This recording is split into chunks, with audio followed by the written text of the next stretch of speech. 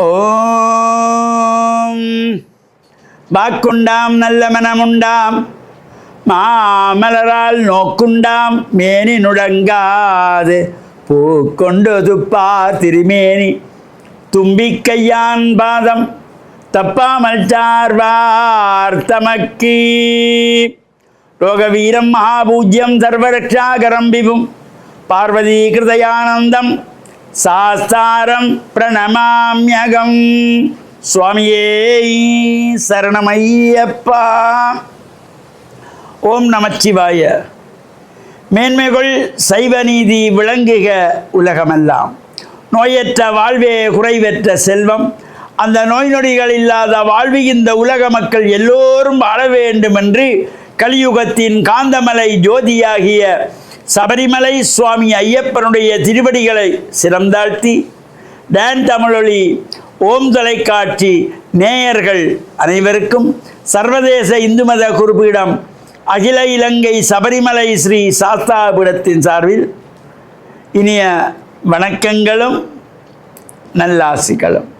என்றும் மங்களகரமான பராபவ வருஷம் சித்திரை மாதம் 12ஆம் நாள் 25/4/2026 சனிக்கிழமை. இன்று மலர்ந்திருக்கின்ற இன்றைய பொழுதும் நம் எல்லோருடைய வாழ்விலும் எல்லா விதமான சிறப்புகளும் வெற்றிகளும் கிடைக்க வேண்டும் என்று இறைவனை பிரார்த்தித்து இஷ்ட தெய்வங்கள் குலதெய்வங்கள் பாரம்பரிய தெய்வங்களையும் வணங்கி பெற்றோர்கள் பெரியோர்கள் குருவானவர்கள் ஆசிரியர்களையும் வணங்கி அவர்களுடைய அன்பையும் ஆசையையும் பெறுகின்ற பொழுது எந்த நாளுமே நமக்கு நல்ல நாளாக அமையக்கூடியது. இன்று மந்தவாரம் என்கின்ற சனிக்கிழமை. இந்த சனிக்கிழமை இது மந்தவாரம். எந்த ஒரு சுப காரியங்களும் செய்யக்கூடாது. எந்த ஒரு சுப காரியங்களையும் தொடங்கக்கூடாது, ஆரம்பிக்கவும் கூடாது. இது மந்தவாரம். சனீஸ்வர பகவானுடைய வழிபாட்டுக்குரியது. சபரிமலை ஐயப்ப சுவாமியுடைய வழிபாட்டுக்குரியது. மகாவிஷ்ணுவை வழிபாடு செய்வதற்கு சிறந்தது. இவ்வாறான சிறப்புகளோடு கூடியது. எனவே இந்த சனிக்கிழமையிலே சுபகாரியங்கள் எதுவும் செய்யக்கூடாது. ஆனால் இப்போ நம்மில் பலர் நாம் இந்த சனிக்கிழமையிலே கல்யாணத்துக்கு நாள் பார்க்க செல்லுவோம்.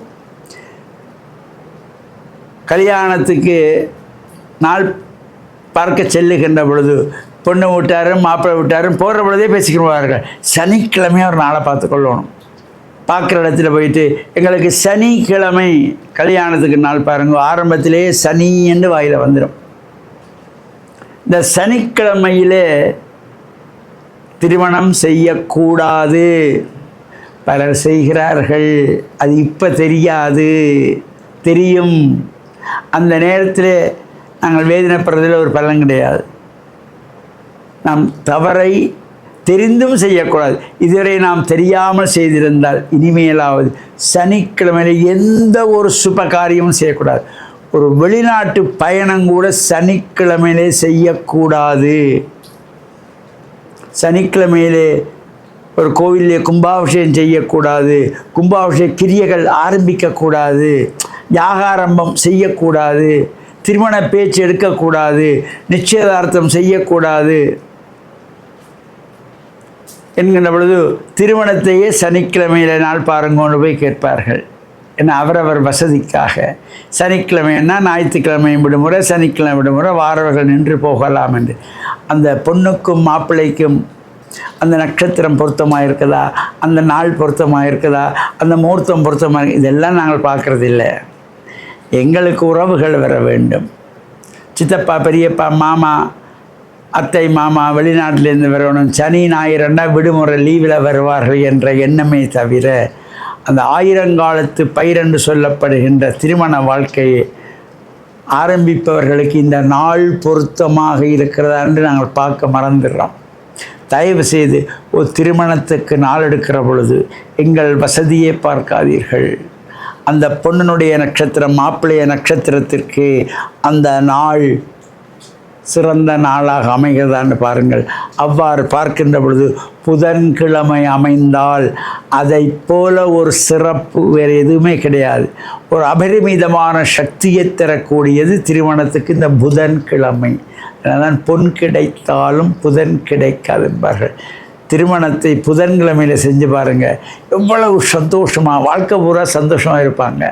இது சனிக்கிழமையில் கல்யாணத்தை பண்ணுறது, அது கொஞ்ச நாள் போக விட்டு அவர்கள் வாழ்விய கஷ்டங்கள் துன்பங்கள் மாறி மாறி வந்து கொண்டிருக்கும். அப்புறம் நாங்கள் சடங்குகளையும் சம்பிரதாயங்களையும் குறை சொல்லுவோம். நாள் பார்த்து தானே செஞ்சோம், முகூர்த்தம் பார்த்து தானே வச்சோம், எல்லாத்தையும் பார்ப்போம். முகூர்த்த நேரத்தில் கிழமையை விட்டுருவோம்.